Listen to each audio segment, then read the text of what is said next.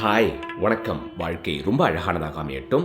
So நேற்று பகவத்கீதாவோட 3rd chapter கர்மயோகாலேருந்து ஃபஸ்ட்டு 2 ஸ்லோகாஸ் கேட்டிருந்தோம். அதாவது அர்ஜுனர் is asking Krishna that Krishna நீ knowledge is actually superior than action அப்படின்னு சொல்கிற, but you are also actually asking me to get into a war.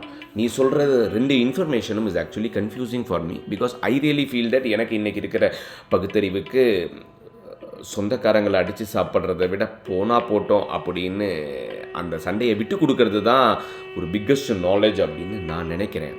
But what you telling is actually confusing.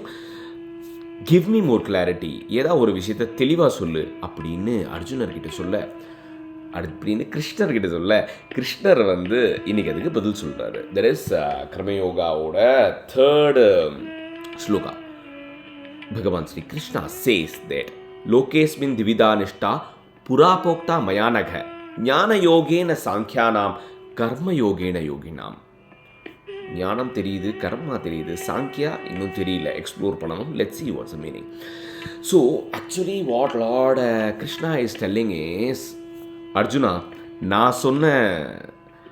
நான் அப்போ சொன்ன 2 விஷயம்தான் இப்போவும் சொல்கிறேன், இப்போ சொல்கிற அதே 2 விஷயத்தை தான் எப்போவும் சொல்லுவேன். For enlightenment, there are 2 parts in the context. அதாவது, as I already said, the path of knowledge, wisdom and the path of action. இது ரெண்டு மூலமாகவுமே நம்மளால் the state of enlightenmentக்கு போக முடியும். இது 2ல் எது பெஸ்ட்டு அப்படிங்கிறது நீ யாரு அப்படிங்கிறத பொறுத்து. It means there are 2 different kinds of people who are basically contemplating in nature and people who are inclined towards action. அதாவது உன்னுடைய தன்மை எப்படி அப்படிங்கிறத பொறுத்து உனக்கு எந்த பாதை அப்படிங்கிறது முடிவாயிருக்கு. that will give more fruit to you. அதாவது இதை இப்போ பார்த்தோம் அப்படின்னு வச்சுக்கோங்களேன், 2 விதமான மக்கள் இருக்காங்க. அதாவது people who constantly believe in getting into action. ஏன்னா நான் சும்மாவே உட்கார முடியல, நம்ம இறங்கி ஏதாவது ஒரு வேலை பார்க்கணும், தரையில் இறங்கி வேலை பார்க்கணும், இல்லை 10 பேர்கிட்ட வேலை வாங்கணும் அப்படின்னு கர்மா ஓரியன்டாக, ஆக்ஷன் ஓரியன்டாக இருக்கிறவங்க, அவங்களுடைய they are inclined towards that. அவங்களுடைய ஈர்ப்பு வேலையில் தான் இருக்கும்.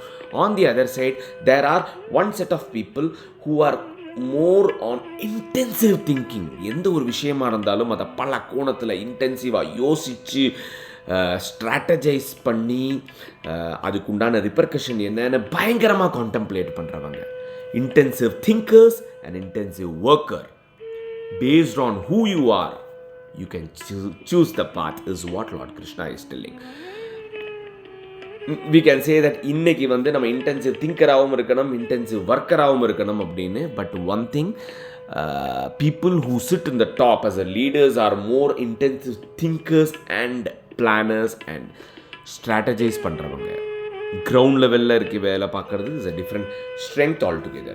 ஸோ நம்மளுடைய கோர் டிஎன்ஏல என்ன இருக்குது?